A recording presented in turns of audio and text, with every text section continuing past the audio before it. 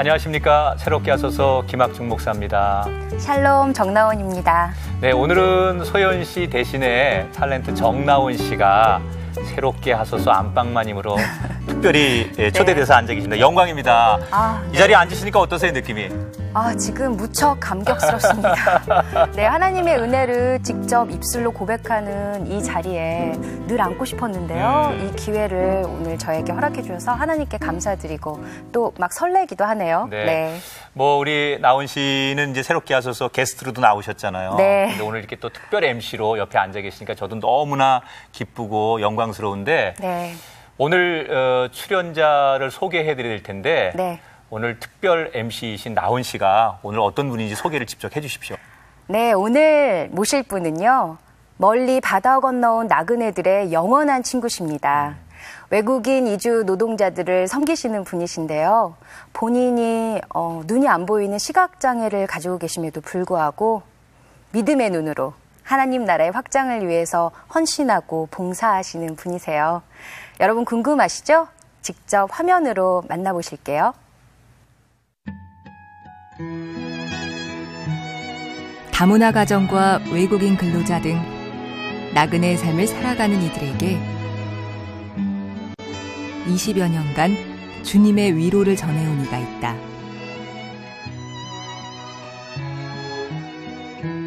나섬 공동체 유해근 목사.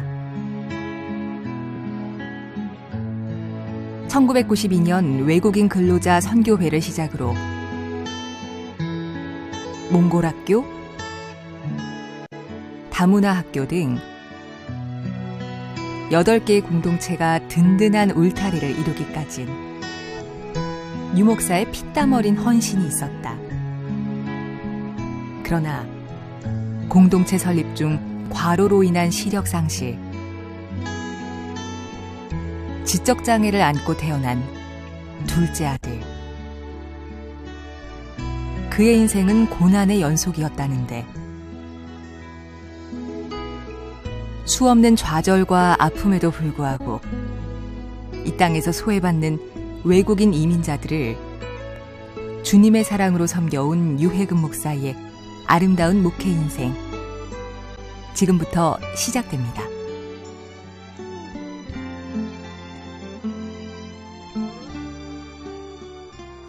네, 나섬 공동체를 이끌고 계신 유해근 목사님 이 자리에 나오셨습니다. 목사님 어서 나오세요. 반갑습니다. 안녕하세요. 네, 안녕하세요. 목사님은 워낙 방송 많이 하시니까 안 떨리시죠? 제가 눈이 안 보이니까 눈에 뵈는 게 없으니까 여유가 네. 있어요, 네. 목사님. 목사님, 네. 나섬 공동체 무슨 섬 이름 같기도 하고요. 그래요? 네. 나섬 공동체에 대해서 지금 많이들 궁금해하실 텐데 간단한 소개랑 목사님 인사 좀 부탁드릴게요. 네. 말 그대로 나섬이라고 하는 말은 이제 나그네를 섬기는 공동체라고 하는 말의 준말이에요. 네. 지금 이제 나는 섬이다 그렇게 말씀하시니까 아주 몇 년 전에 그 신영복 선생의 감옥으로부터의 사색이라고 하는 책을 한번 보다가 네. 제가 하나님께 물었어요. 그분은 감옥 속에서 답답한 삶을 살면서 이제 그 책을 쓰셨는데 나는 이게 나섬이라고 하는 게 나는 이게 나그네를 섬기는 공동체라고 하는 말인데 나는 섬 안에 있다라고 하는 말처럼 제가 이제 눈에 시력을 잃었으니까 네. 그랬더니 그렇게 기도하는 가운데 하나님께서 그래 너는 섬이다 그러시더라고요. 제 마음속에. 네. 그런데 내가 그 섬을 세 개로 만들어줬잖아. 그러세요? 네. 말 그대로 저는 섬 같은 곳에 있지만 동시에 그 섬은 세계 같은 섬입니다. 왜냐하면 전 세계에서 사람들이 오는 공동체니까. 네. 뭐 몽골, 인도, 이란, 터키, 필리핀, 뭐 중앙아시아, 전 세계, 아프리카. 우리 교회가 한 국가로 따지면 16개국 정도. 네. 와. 예, 국가의 외국인들이 오는 것이니까. 네. 그렇죠. 저는 섬 안에 있지만 동시에 그 섬은 세계죠. 작지만 작지 않은 그런 공동체라고 늘 생각을 하고 있어요. 네. 오늘 불러주셔서 고맙습니다. 네. 나섬 공동체라는 직함 말고도 유해근 목사님 하면 따라붙는 직함이 굉장히 많아요. 어떤 게 있는지 본인이 직접. 제가 이제 뭐 하다 보니까 우리나라에서 이제 이주민 선교의 역사가 이제 20여 년 조금 넘습니다. 이제 네. 90년대 초에 제가 이주민 선교를 이제 국내에선 처음 시작한 사람이었으니까 네. 이제 그런 의미에서 조금 더 역사가 있겠고 또 그러다 보니까 이제 이주민 선교에 대한 다양한 사역을 하게 되는 거죠. 네. 그러니까 이제 대표적으로 이제 몽골 학교, 네. 몽골 학교 이제 제한 몽골 학교에서 한국에 와 있는 몽골 사람들의 자녀들이 네. 이제 와 있는데 그들의 아이들을 위해서 학교를 세웠고 99년도에 그다음에 이제 몽골 울란바토르 문화진흥원이라고 해서 일명 몽골 문화원이에요. 네. 그거는 이제 서울시하고 울란바토르시가 협력해서 세운 이제 그 법인에 지금 제가 이제 책임자로 되어 있고요. 네. 그것 외에 뭐 다문화 선교와 관계되어 있는 모든 영역의 일을 다 한다. 그거 다 외우고 계시네요. 뭐 그냥 네. 예. 20년이 넘게 묵묵히 그렇죠. 네, 예. 지금 이주민 노동자들을 위해서 사역하고 계시는데 조금 더 구체적으로 어떤 사역을 하는지 여쭤봐도 될까요? 그렇죠. 저는 이제 군에서 군목을 했었어요. 네. 87년도에 장신대를 졸업해서 네. 이제 군목으로 있다가 이제 짧게 군목 생활하고 90년대에 전역을 했을 때 제 마음속에 무슨 목회, 어떤 삶을 살아야 하는가에 대한 고민이 있었어요. 예. 그때 제가 이제 80년대 학교를 다녔고 또 전방부대에서 군정장교 군목 생활을 했고 네. 그러면서 하나님이 주신 두 가지 원칙이 있었어요. 하나는 적어도 최고가 아니다 최초가 되고 싶다라고 하는 생각이었어요. 네. 그러니까 다른 사람이 하는 목회는 뭐 저보다 훨씬 잘하시는 분들이 많을 테고 그러나 좀 남이 하지 않은 목회, 좀 창조적인 목회 이런 것에 대한 꿈이 있었고 네. 두 번째는 그래도 제가 이제 이 80년대 학교의 그 어려운 시절을 다녔는데 그 아주 절망적이고 때에 따라서는 우리 사회에 굉장히 그 어두웠던 한 그런 시대였지 않습니까? 네. 그러면서 약자들의 모습을 많이 봤어요. 또 예수께서 늘 약자들의 편에 서셨다는 것도 제가 일찍 학교를 다니면서 공부를 했고 그래서 약자들을 위한 목회를 해야 되겠다. 그래서 최초의 목회자가 되고 싶었고 사회적 약자들을 돕는 목회. 그러다 보니까 없어요. 네. 이미 뭐 제가 약자들을 보면 뭐 웬만한 목회는 다 이미 다 다른 분들이 하고 계시고 또 네. 최초의 목회인 것 같아 시작하려고 그러면 뭐 약자들을 위한 목회는 아닌 것 같고 네.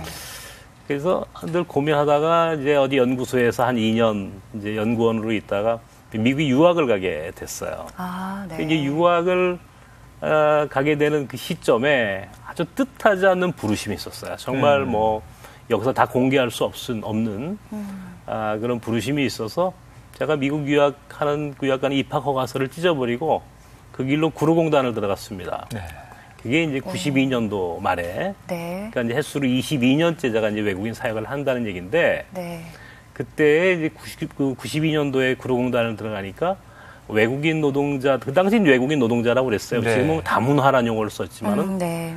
그 당시에 이제 외국인 노동자들이 우리나라에 한 4만여 명 이제 들어와 있을 때였습니다.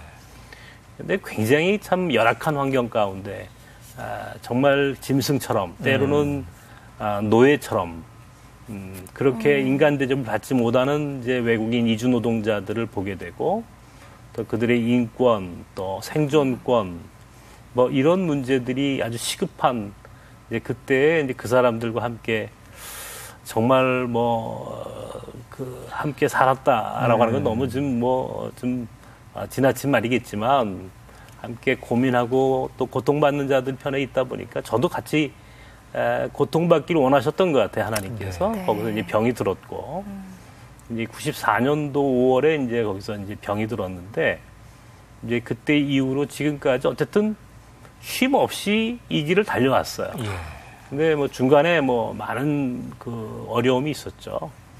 어려움도 있었고 했지만은 결과적으로 돌아보니까 다 하나님께서 그 섭리하신 일이다라고 하는 생각을 하게 됐고요. 네. 그러면서 이제 아까도 말씀드렸습니다마는 이주민과 관계된 다양한 사역들을 하게 돼요. 네. 뭐 그래서 지금도 다문화 통합 어린이집을 비롯해서 외국인 근로자 선교회, 하물며 뭐 사회적 기업까지, 네. 네. 뭐 카페까지 운영하니까, 네. 그리고 뭐 그런 일들을 하면서 지금은 이제 몽골 학교를 건축하고 있습니다. 네. 네. 네. 흔히들 이제 다문화에 계신 분들은 우리 유해근 목사님을 정말 아버지처럼 생각하고 또 기댈 곳이 생긴 거에 대해서 굉장히 정말 좋아들 하는데 안타깝게도 목사님이 이제 지금 앞이 보이지 않으세요. 이제 시청자분들이 뵙는 건 목사님이 괜찮으신 것 같은데 이렇게 보실지 모르지만 전혀 네. 지금 앞을 보지 못하시는데 중도에 이제 실명을 하신 거잖아요. 그렇죠. 예. 언제부터 눈이 나빠지기 시작하셔서 완전히 앞을 못 보시게 된 그러니까 겁니까? 이제 구로공단에서 이제 사역을 할 때 네. 94년도 5월에 네. 네. 갑작스럽게 그때 참 어려운 일이 많았었어요. 94년도면은 그게 우리나라에서 이주 노동자 선교의 어떤 하나의 전환점이 되는 해이기도 했거든요. 네. 네. 이제 굉장히 그 1월 달에, 94년도 1월 달에 사실 이주 노동자들의 인권과 그런 그 일들을 위해서 한 달 동안 제가 어디 농성도 하고, 네. 그러면서 아주 굉장히 그 힘들게 살면서 5월 달쯤 됐는데 갑자기 눈이 좀 안 좋더라고요. 네.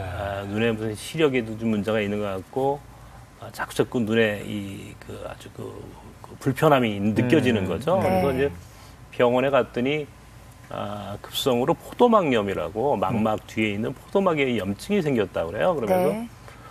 의사 선생님이 좀 쉬면 좋을 것 같다고 그래서 약물 치료하고 쉬면 나을 거라 그래서 이제 약물 치료도 하고 이제 좀 했는데 계속 치료를 받고 나서 났어요. 97년도 이쯤에 이제 완전히 뭐 문제가 없다고 네. 그래서 났다가 제가 이제 구로공단에서 이제 94년도까지 있다가 그 다음에부터는 저 뚝섬에 있는 성수공단에 가서 외국인 노동자들을 예. 또 선교하고 네. 뭐 계속 이제 그렇게 이제 일을 하다 보니까 굉장히 어려웠던 모양이에요. 체력적으로 또 정신적으로 스트레스가 많았고 2003년도쯤에 다시 재발을 했어요. 네. 재발을 하더니 또 계속 치료를 받았는데 지금으로부터 한 5년 전 이쯤에 시력이 다 그냥 그 촛불 꺼지듯이 사라지는 느낌이 들었어요. 그래서 병원에 갔더니 우리 의사 선생님이 목사님 죄송합니다 그래요. 저보고 뭐 장애 등급이나 좀 주십시오 그랬더니 몇 급입니까 그랬더니 목사님 1급입니다. 예. 1급 다음엔 뭐죠? 물었어요 제가 선생님한테 그랬더니 네. 선생님 1급 다음엔 없습니다 그래요. 제가 가르쳐드리지 하나 1급 다음엔 기적이 있는 겁니다. 네, 그랬죠. 네. 그 말을 제가 왜 했는지 잘 모르겠어요. 근데 제가 눈에 시력을 잃었다는 것이 제게는 사실은 대단히 절망적이었어요. 그러시죠. 네, 그럼요. 굉장히 힘들고. 네. 근데 어느 날 불현듯 내가 눈이 떴다면, 그러면 상대적으로 내가 눈이 보였다면 나는 지금 행복했을까라고 하는 생각을 하거든요. 또 만약에 내가 지금 눈이 보였다면 내가 지금보다 일을 더 잘할 수 있을까? 라고 하는 생각도 해보는 거죠. 어땠을까? 내가 눈이 떴다면. 눈이 떴으면 인간적으로는 좀 편했을지는 몰라요. 네. 그러나 하나님의 입장에서는 내가 눈이 뜬 것보다는 눈을 감고 있는 것이 하나님 입장에서는 더 플러스인지도 모르겠구나라고 하는 생각이 들었어요. 네. 어쩌면은 내 안에 새로운 눈을 뜨게 하셨고 또 그래서 아마 지금까지 나그네들 이방인들과 함께 살 수 있도록 그렇게 하나님께서 몰고 가신 것이 아닌가 그런 생각도 들기도 했고요. 네. 미국 유학을 원래 꿈꾸셨는데 네. 갑자기 이제 구로공단의 92년도에 그 외국인 근로자들과 함께 생활하기 위해 들어가셨다고 했잖아요. 그때 만약에 원래 꿈꾸던 대로 미국 유학을 가셨다면 어떻게 됐을까 그런 생각을 잠깐 하면서 조금 얘기하기 그렇다고 하셨지만 혹시라도 다시 여쭙는 것은 왜 그때 유학 대신에 구로공단을 가시게 됐는지 다시 여쭤봐도 될까요? 아까도 이제 서두에 말씀드렸습니다만은 제가 다른 사람이 하지 않는 목회, 네. 공부를 하더라도 다른 사람이 하지 않는 공부, 네. 사회적 약자들을 위한 목회, 딱 두 가지 원칙이 있었다고 그러지 않았습니까? 네. 근데 제가 미국에 이제 어느 대학에 어드미션을 이제 입학 허가서를 받았는데 저희 집사람 원래 이제 중학교 교사였어요. 아, 네. 근데 이제 교사 생활도 다 이제 사표를 내고 아이들은 어렸으니까 데리고 정말 이제 아무 때나 비행기를 타면 가는 거죠. 그런데 아주 우연찮게 어느 날 하여튼 이제 어떤 목사님이라고 말씀드리기 그렇습니다. 우리 한국교회 아주 대표적인 큰 교회 목사님이 한번 저를 부르셨어요. 불러서 당신께서 이제 미국에서 이 선교학을 공부하신 학자인데, 선교학자인데, 와 보니까 이 한국 이 교회에 새로운 선교의 기회가 주어졌다. 당신이 미국에서 볼 때 가장 좋은 선교는 결국 이주민을 선교하는 것이라고 하는 것을 확신했는데, 네. 우리 사회가 단일민족 국가라고 그래가지고 외국인이 거의 없었지 않습니까? 네, 우리 사회는. 네. 그런데 이제 90년도에 세계 냉전 구도가 깨지고 새로운 그 질서로 재편되면서 소위 경계가 없는 국경이 사라지는 새로운 시대가 열려지기 시작한 거예요. 네. 이게 이제 90년대 초가 이주 노동자부터 시작해가지고 많이 유입되기 시작하는 것이다라고 하는 거예요. 그러면서 우리나라에 이주 노동자들이 들어오기 시작하는데 내가 이 일을 꼭 맡기고 싶은 후배를 찾았다. 그게 목사님이시고. 네. 네. 이 일을 꼭 맡기고 싶은 너무 소중한 기회인데 이 일을 꼭 맡기고 싶은 후배. 우리 교단 저 이제 예장 통합 목사니까. 네. 우리 교단 목사 중에 뭐 영어도 좀 할 줄 알고 또 나름대로 이런 일들의 의식이 있고 생각이 있는 친구를 좀 찾았다. 근데 없더라는 거예요. 근데 어떻게 누군가의 얘기를 통해서 저를 들었는데 한번 나보고 유 목사가 구로공단에 가서 이 사역을 한번 해볼 생각이 없어? 딱 제안을 하는데 네. 보니까 아무도 하지 않았잖아. 이 사역을. 대한민국에서는. 네. 최초로 해야 되는 일이잖아요. 그죠? 그 다음에 나그네지 않습니까? 네. 구약에 우리 하나님께서 과부와 고아와 나그네에 대한 얼마나 많은 관심을 갖고 계셨어요. 그 나그네라고 하는 말을 딱 듣는 순간에 이거다. 하나님이 하시는 말씀, 하나님의 말씀 음성처럼 들려지는 거예요. 그래서 그 길로 제가 뭐 보통 사람들 그런 제안을 받으면 뭐 기도해 보겠습니다라든가 집에 가서 뭐 가족들하고 이야기해 보겠습니다 하는데 저는 그러지 않고요. 바로 그 자리에서 제가 가겠습니다. 딱 그랬어요. 네. 왜? 뭐 하나님께서 제게 그냥 그대로 그 자리에서 그냥 제게 가르쳐 주시는 것 같은 확신이 들었기 때문에 처음에는 사실 굉장히 낭만적이었어요. 쉽게 생각했던 거예요. 구로공단 가가지고 한 2, 3년 고생 좀 하고 경험 좀 하다가 뭐 나이 젊으니까 그때 다시 뭐 공부를 하든 뭘 하면 되지 뭐라고 생각을 했던 거죠. 근데 그것은 제 생각이었어요. 네. 네. 경험하고 싶었던 것은 하나님은 경험하는 걸 원치 않고 그 안에 살기를 원하셨던 것 같아요. 네. 결국 살게 하시잖아요. 안 보이게 하셨고 끝까지. 근데 지금 생각해 보면 은혜입니다. 그리고 조금도 후회하지 않아요. 네. 물론 중간에 굉장히 어려움도 있었어요. 죽고 싶을 만큼 괴로울 때도 네. 있었어요. 그런데 네. 그것이 결과적으로 하나님이 저를 이 일로 쓰시는 하나님의 방법이었구나 하는 생각이 들었고. 네. 목사님의 그 쉽지 않은 결정 가운데 또 영향을 미친 인물이 한 명 있다고 들었어요. 가족 가운데 둘째 아드님이. 네, 이제 작은 아이가 이제 그 아이가 이제 지적 장애를 갖고 태어났어요. 네. 처음에는 그걸 몰랐어요. 사실은 어른들이 뭐 늦대는 아이에 있다 이렇게 이야기들 하니까. 근데 이제 좀 시간이 지나면서 아이가 문제가 있구나라고 하는 걸 알게 됐고, 그러니까 지적 장애를 갖고 태어났어요. 근데 사실은 제가 우리 작은 아이에 대해서 처음엔 수용하지 못했어요. 그렇죠. 왜냐하면 제 인생이 지금은 이제 뭐 눈에 아무것도 안 보이는 사람이 됐고 이제 이렇게 됐습니다만은 제가 우리 그 목사님도 이제 우리 그 같은 이제 우리 목회자시니까 아시겠지만 제가 아주 일찍이 목사가 됐어요. 네. 굉장히 빨리. 네. 군목이었으니까 당연히. 그렇죠. 네, 네, 안수도 빨리 받으시고. 안수도 뭐 네. 제가 아마 대한민국에서 정상적인 신학을 하고 저보다 목사가 빨리 될 수 있는 사람은 없어요. 네. 네? 그만큼 아주 어린 나이에 목사가 됐고 조금도 누구에게 지기 싫었고 네. 또 저희 집사람도 뭐 학교 교사로서 네. 또 충분히 뭐 미래가 보장된 네. 또 나름대로 비전이 있는 그런데 어느 날 태어난 아이가 장애 아이다 받아들일 수가 없더라고요. 그렇죠. 수용이 안 되는 거예요. 그러니까 저는 부정하고 싶었어요. 정말 제 마음속에서는.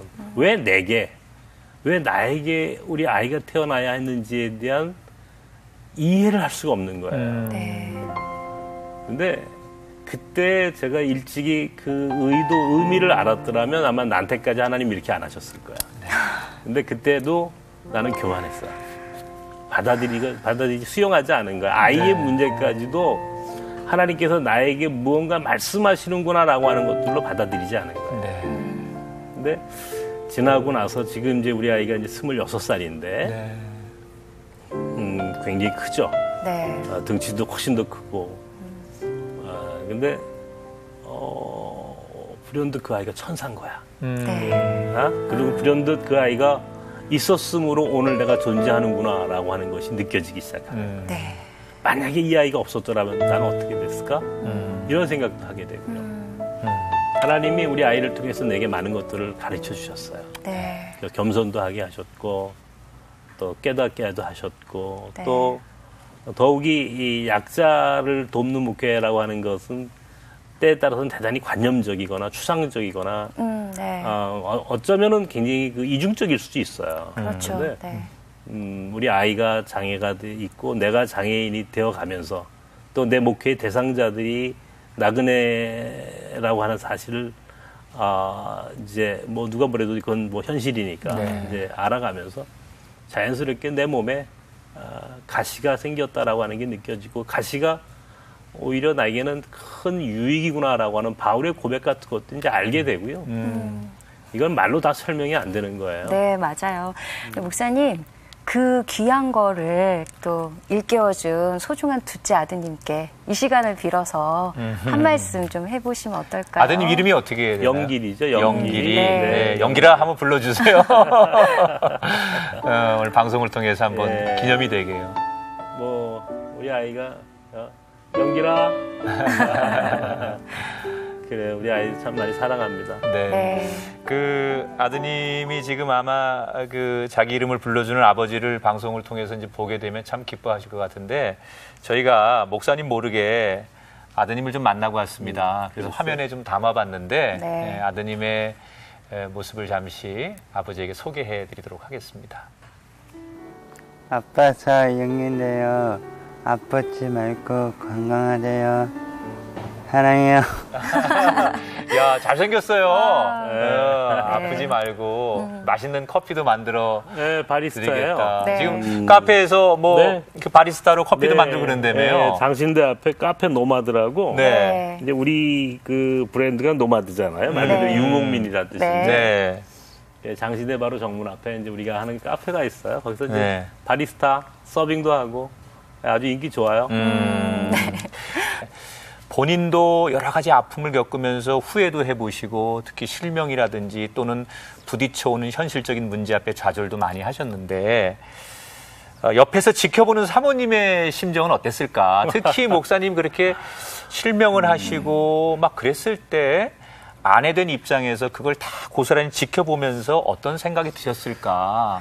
그 저희 집사람이 이제 그 모 방송국에서 이 간증 수기 공모가 있었어요. 네. 근데 이제 그 간증 수기 공모에서 간증 그 수기를 보냈는지 좀 몰랐어요. 근데 네. 그 방송 PD가 한번 저한테 목사님 혹시 사모님 혹시 그 수기 공모에 응모하셨어요? 그러는 거예요. 네.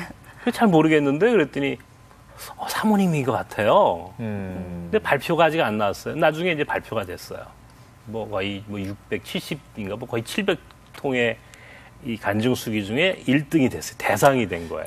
네. 대단하신 분이에요. 네, 그래가지고 이제 제가 간증 수기 이제 그 수상을 하러 오라고 그래서 저희 집사람하고 이제 갔는데 그 사장님이 저보고 목사님 축하합니다 그러는 거예요. 자, 간증 수기에서 대상을 받았는데 축하받을 일입니까? 무슨 말인지 아시겠죠, 목사님? 간증 수기에서 1등이 됐다면 얼만큼 고생을 해야지 1등이 되는 거예요. 네? 이게도 제가 그랬어요. 이거는 축하받을 일이 아니고요. 제가 오늘 욕먹는 날입니다. 굉장히 네. 고생했어요. 네.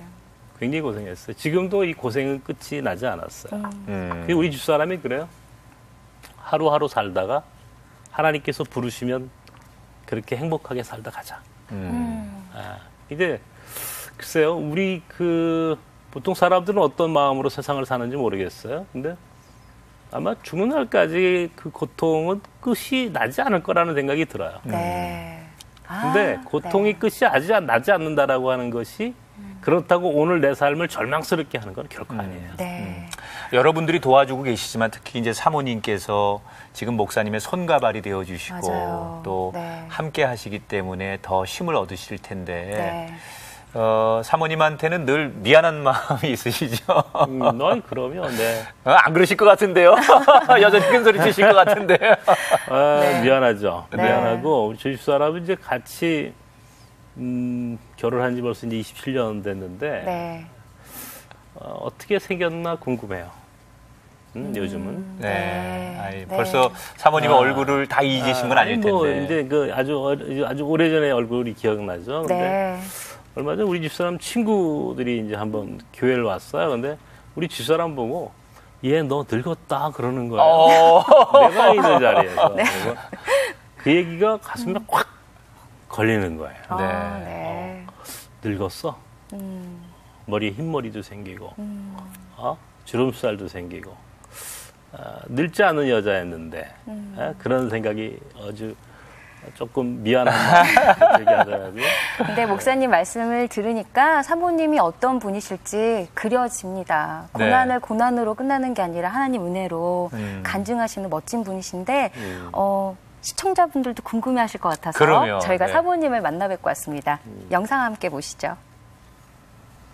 네, 여보, 사랑해요. 당신 지금 많이 힘들겠지만, 조금만 더 잘 견디고 이겨내면 좋겠어요. 정말 당신 눈이 안 보이는 거, 얼마나 힘들까. 나도 가끔씩 눈을 감고 계단도 오르내려 보고 걸어가기도 하지만, 정말 10분을 못 넘기겠더라고요. 너무 답답해서 다시 눈을 뜨게 되는데 당신 얼마나 답답하시겠어요. 당신 요즘에 너무 힘들어하는 거 보면 옆에서 너무 안쓰럽고 내가 어떻게 해서든지 당신 하는 일 열심히 옆에서 돕고 싶어요.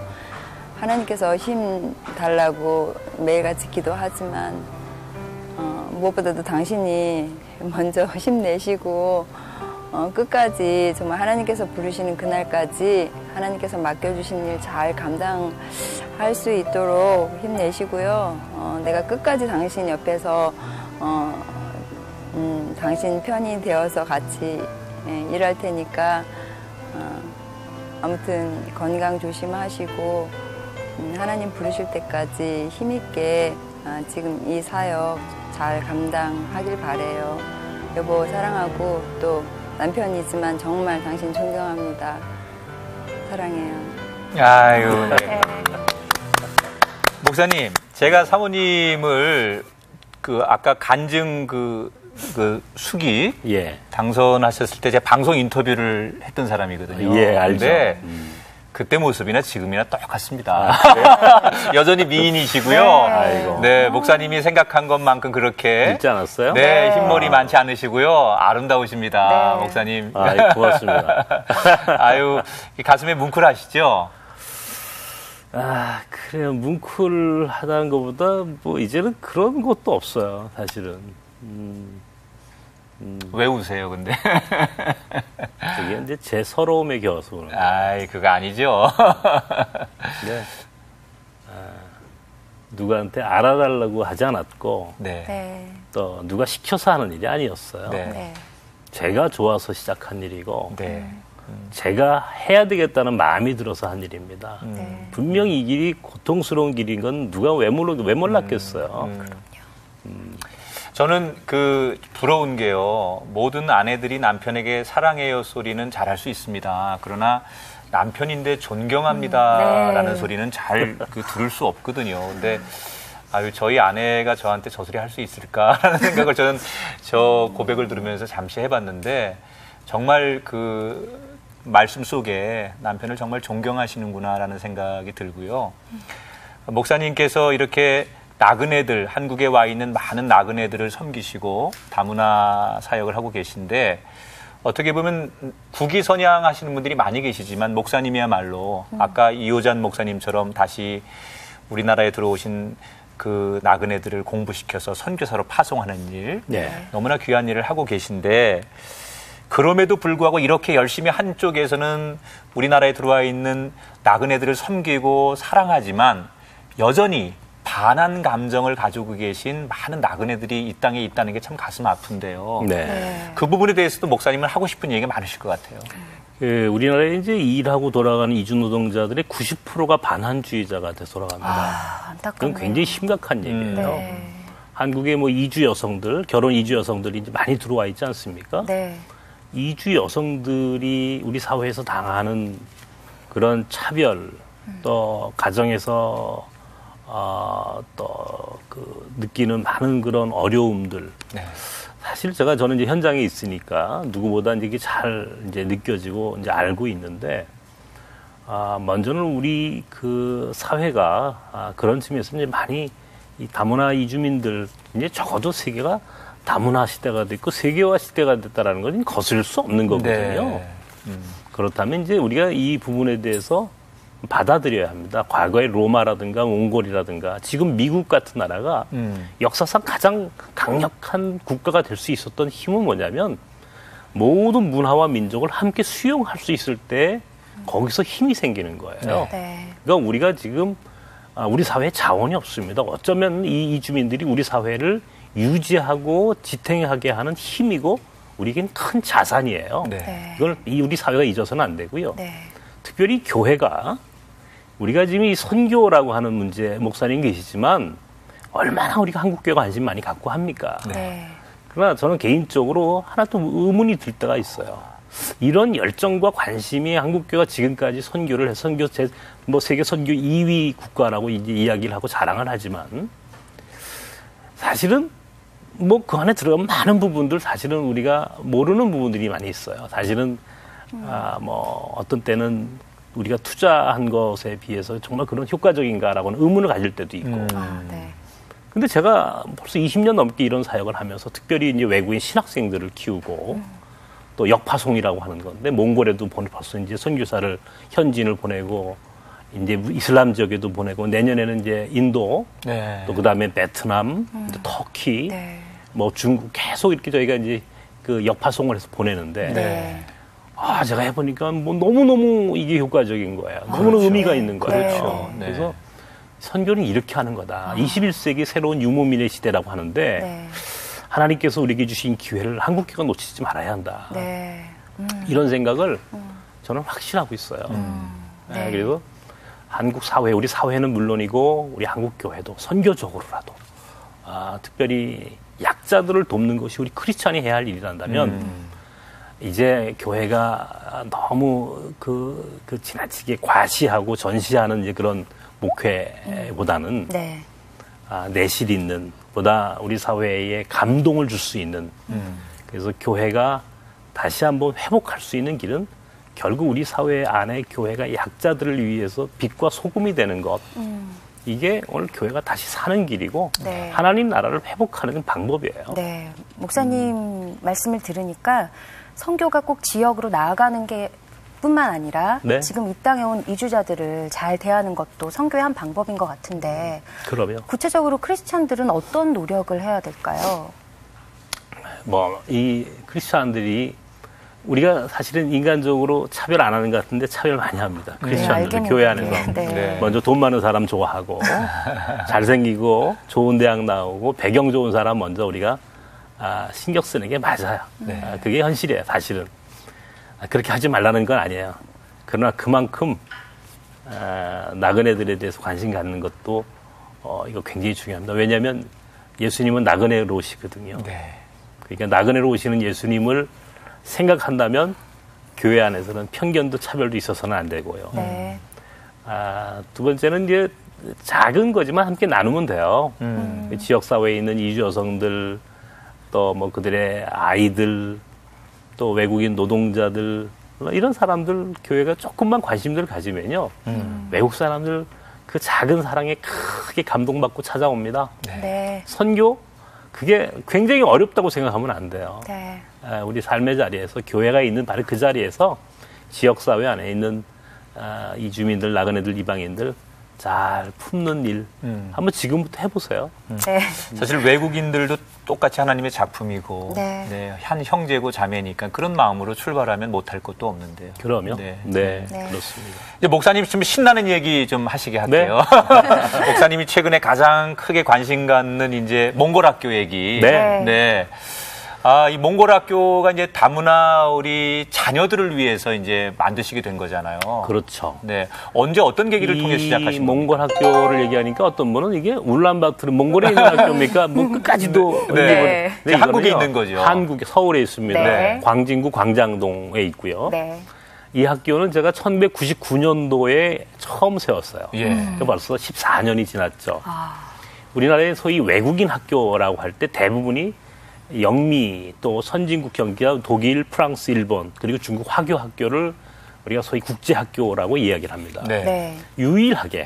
유일하게 몽골 학교 하나가 붙어 있어요. 요즘 말로는 소위 BOECD 국가라고 하는데 후진국형 외국인 학교, 이주노동자 자녀 학교는 유일한. 네. 2005년도에 제가 서울시 교육청으로부터 외국인 학교 인가를 받았죠. 네. 뭐 굉장히 뭐 재미있는 에피소드가 너무너무 많은 거예요. 네. 아무도 안 해주는 거예요. 외국인 학교 인가 받으러 가니까 네. 이런 학교는 없다는 거예요. 만들 수가 없다는 거예요. 어떻게 합니까? 설득하고 싸우고 그렇게 하기를 2년여에 걸쳐서 외국인 학교 인가를 받았어요. 그래서 이제 외국인 학교 중에 하나가 됐는데 저는 몽골 선교가 굉장히 중요하다고 생각하는 사람입니다. 네. 개인적으로도 네. 특별히 칭기스칸도 좋아했고. 네. 근데 몽골 선교에 여기가 못자리예요. 이 몽골 학교가. 네. 여기서 자라는 아이들이 결국 돌아가서 몽골의 리더가 되는 아이들이고 지금 현실적으로 몽골의 대통령이 엘픽도르츠라고 하는 대통령인데 이 사람이 처음엔 크리스찬인 줄 알았어요. 네. 네. 그래가지고 몽골에 있는 선교사들도 그렇고 크리스찬들이 많이 지지해가지고 대통령이 됐어요. 네. 근데 결과적으로 그 사람은 크리스찬이 아니었어요. 뭐 여기서 말하기는 그렇습니다만은 다른 이단 종파를 따르는 사람이었어요. 네. 지금은 몽골 현지에서 한국 선교사들의 선교가 대단히 어려워지고 있다. 아마 그런 이야기 많이 들으셨을 거예요. 요즘 듣고 있어요. 한 사람의 리더가 얼만큼 중요한가라고 하는 걸 제가 새삼 느껴요. 네. 한 사람의 리더가 어떤 마음과 어떤 신앙을 갖고 있느냐에 따라서 결국은 선교가 할 수도 있고 오히려 회방이 되는, 막혀지는. 그걸 보면서 제가 이제 우리 몽골 학교에도 지금 지금 벌써 공개하긴 그렇습니다만은 벌써 우리 학교를 졸업한 아이들 간에 뛰어난 아이들이 많이 생겨서 네. 몽골 현지에서 상당히 중요한 역할들을 하기 시작을 했고 네. 지금도 우리 학교 다니는 아이 중에 목사님 나는 커서 몽골의 대통령이 되겠어요. 이야, 벌써 그런 애들이 그런 나오기 애들이 있어요. 시작했군요. 그래서 야, 너 몽골의 대통령 되면 목사님 가면 어떡할래? 그랬더니 목사님 오시면 굉장히 최고로 대접할 거예요. 나중에 어떡할래? 그랬더니 목사님이 시키는 대로 다 할 테니까. 그래요. 네. 예. 제가 이 이야기를 꼭 하고 싶어요. 미국의 대통령이 오바마 아닙니까? 네. 오바마의 교훈을 잊지 말아야 합니다. 오바마의 아버지가 케냐 출신의 흑인이었고 네. 어머니가 백인, 다문화 가정에서 출생한 사람이에요. 전형적인 오바마의 교훈을 나는 요즘 우리 몽골 아이들을 보면서 느끼는 거죠. 네. 우리 아이들 가운데 앞으로 20년, 30년 후에 몽골의 리더가 나올 겁니다. 네. 그때는요. 여기서 나오라 그래도 아마 시간 없을 거예요. 그래서 저희가 빨리 모셨어요, 목사님. 네, 목사님 얘기, 몽골 학교 얘기를 들으니까 너무 신이 나는데요. 네, 저는 신나요. 몽골 학교만 하지만 생각하면. 개인적으로 그 학교를 운영하시기에는 학교 건축 진행하시는 건 어려움이 많을 것 그럼요. 같은데 어떻게 예, 진행하고 이게 이제 계세요? 첫 번째로 가장 문제가 뭐냐면 우리나라에 외국인 학교 지원법이 없어요. 국가에서 인정은 해주는데 외국인 네. 학교가 한국 아이들이 1년에 2천만 원, 3천만 원씩 내고 줄을 서서 학교 들어가지 그렇죠. 않습니까? 네. 그러니까 굳이 외국인 학교가 한국 정부로부터 지원받아야 할 이유가 하나도 없었어요. 네. 과거에. 네. 그런 선진국형 외국인 학교의 잣대로 오늘 21세기 다문화 시대의 몽골 학교를 재단하는 거예요. 우리 사회 국가가. 네. 법이 없어요. 정부에서 지원해주고 싶어도 법이 없는 거예요. 그러니까 못 해주는 거예요. 그러니까 우리 학교는 후원으로밖에는 운영이 안 돼요. 거기다 몽골 아이들이 뭐 부모님들이 무슨 돈이 있겠어요? 그렇죠. 그러니까 가난한 아이들이니까 학비도 거의 못 받아요. 많이 못 받거든요. 그러니까 우리 교사들 월급을 제대로 못 줘요. 그런 가운데 또 학교를 짓게 됐어요. 서울시가 우리 몽골 학교 건축을 위해서 무상 임대로 학교 건축을 허락해줬고 지금 워커힐 올라가는 길모퉁이에 아주 예쁜 몽골 학교가 지어지고 있습니다. 그런데 그 학교가 지어지면 270명의 아이들이 공부할 수 있어요. 1학년부터 12학년까지. 그러면 이제 여기서 대학도 가죠. 한국에 있는데 특례 입학으로. 근데 학교 건축이 지금 굉장히 어려워요. 이게 지금 시작은 했는데 건축을 우리가 감당하기엔 너무나 큰 일인 거예요. 우리 사회와 교회가 함께 동참해 주셔야 하는데 생각보다 많지 않아요. 그 일을 하시느라고 더 아까 사모님 그 인사에도 요즘 너무 많이 힘들어 하시는 남편을 걱정하는 사모님의 그 메시지 속에는 바로 그런 내용도 포함되어 있을 텐데. 그렇죠. 지금 뭐 정말 고비 사막을 건너가는 그런 느낌이에요. 아이고. 고비 사막을 넘어가는, 아주 어렵습니다. 참, 더 많은 분들이 좀 오늘 이런 계기를 통해서 그런 하나님의 감동이 좀 밀려왔으면 좋겠다 생각이 들어요. 그래도 또 하나님은 목사님 낙심하지 말라고 또 여러 가지 손길을 통해서 뜻하지 않은 방법으로 조금씩이라도 하나님의 관심과 사랑을 드러내실 텐데. 맞습니다. 이게 또 감동적인 우리가 들으면 가슴 뭉클한 그런 후원의 사역들도 있으시다고요. 그러니까 제가 얼마 전에 어느 권사님이 만나자고 제가 웬만하면은 가지 않거든요. 제가 이제 뭐 눈도 안 보이니까 그런 것도 있고. 그래서 지금 오십시오 했더니 걷지를 못 하신대요.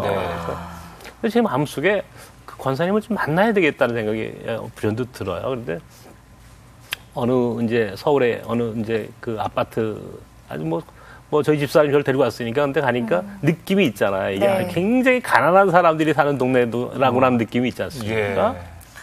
갔더니 권사님이 이제 앉아 계세요. 그래서 제가 이제 무릎을 꿇고 권사님 제가 오늘 찾아온 유해근 목사입니다. 그런데 손을 잡았는데 느낌이 손이 마디도 굵고 또 거칠고 그래요. 그리고 권사님이 제 손을 잡고는 그렇게 우세요.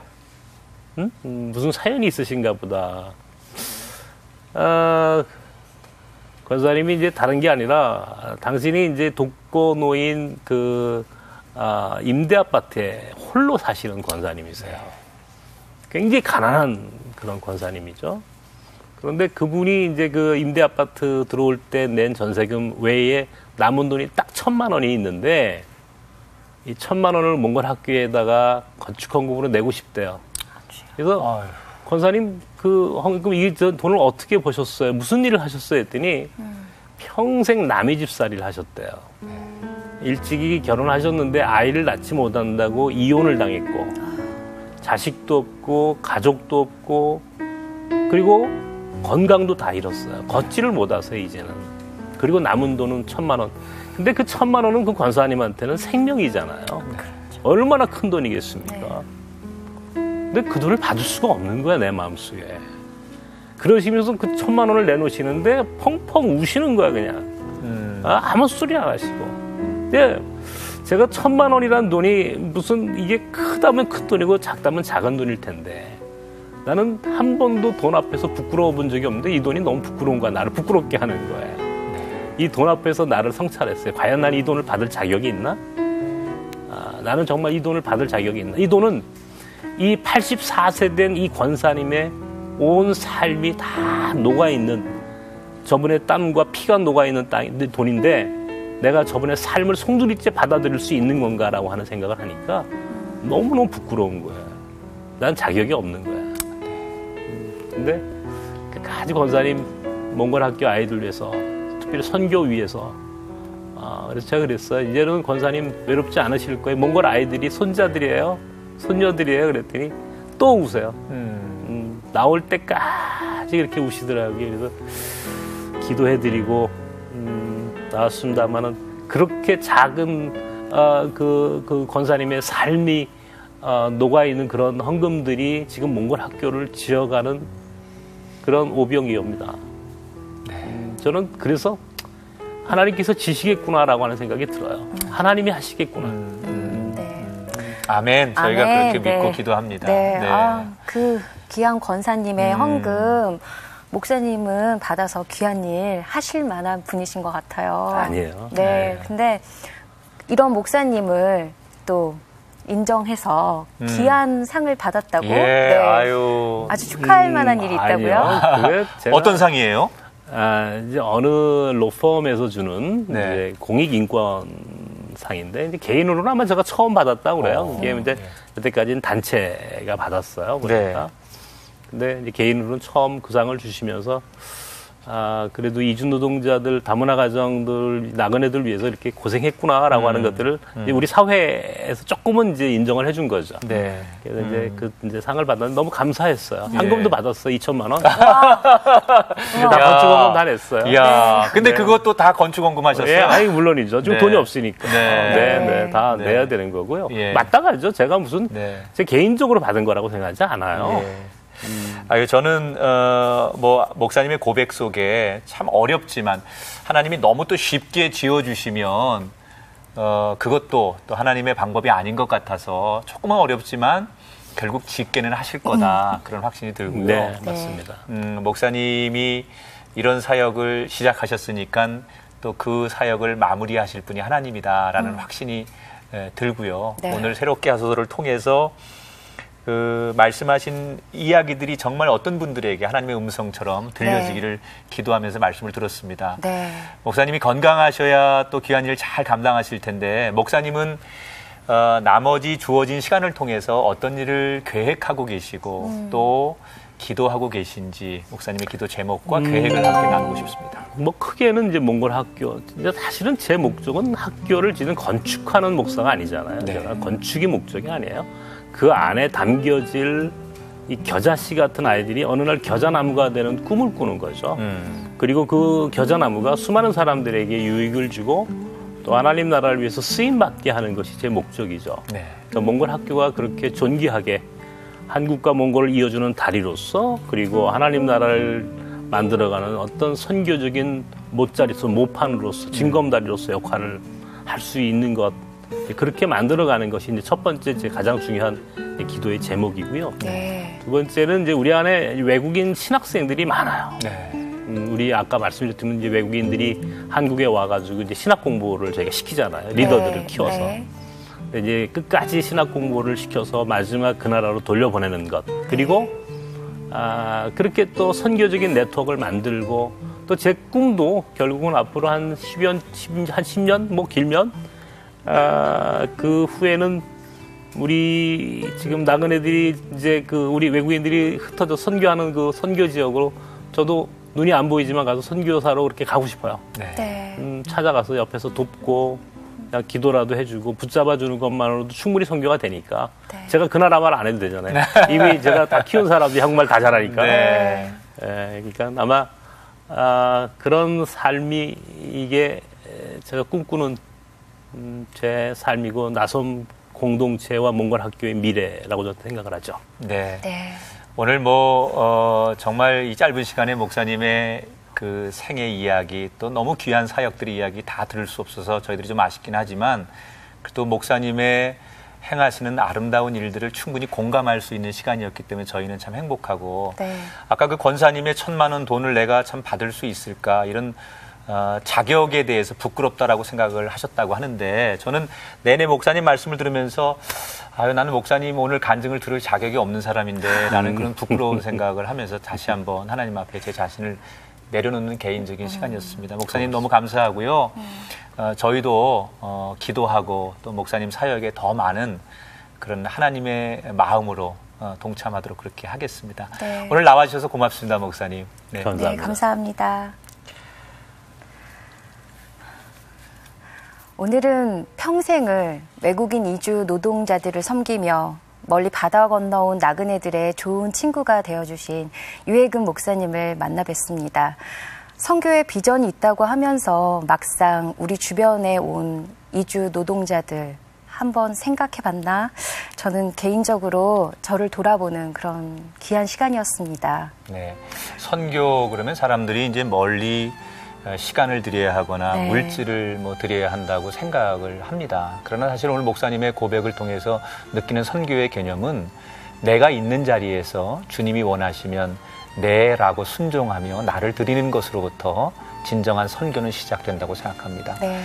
우리나라에 들어와 있는 많은 다문화 나그네들을 섬기는 일, 그건 역시 너무나 중요한 이 시대의 선교라는 것 잊지 마시고요. 네. 다시 한번 주님의 이름으로 우리 주변을 돌아보는 넉넉한 한 주간이 되었으면 좋겠습니다. 저희는 다음 시간에 다시 인사드리겠습니다. 프로그램에 참여하신 분들께는 주식회사 뉴랜드 알로에에서 셀터치 알칼리 이온수기와 백화점 상품권을, 행복의 샘에서 활 헛개수 세트를, 제이손 진공젓가락에서 제이손 수저 세트를, 명가 김에서 김 선물 세트를 드립니다.